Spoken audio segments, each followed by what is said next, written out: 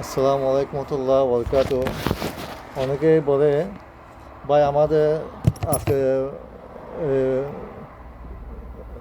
গোসলখানায় বা বলেন বা টয়লেটে বলেন এটা ভেঙে গেছে। পানি টপ দেওয়ার ভিতরে লাগাইছি, লাগানোর সময় এটা ভেঙে গেছে। তখন কি করে? ইসলাম আমি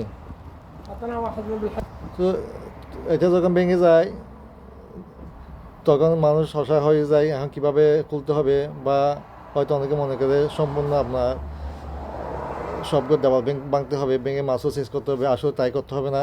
মনে করেন এটার সাথে এটা জয়েন আছে, এটা ফট করে লাগানোর সময় আপনার এখানে ভেঙে গেছে। তো ভেঙে গেলে আপনার কী করবেন?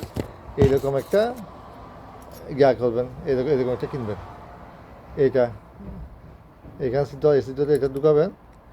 এটা মনে করেন এটা এখানে যখন ভাঙে গেছে পানির টপে, এটা ভিতরে এটা এভাবে ঢুকা দিবেন, বা এভাবে ঢুকা দিবেন। ঢুকা দিলে এভাবে যখন ঘোরাবেন তখন কি ওই যেটা ভাঙছে চুরি ওইটা বাহির হয়ে চলে আসবে।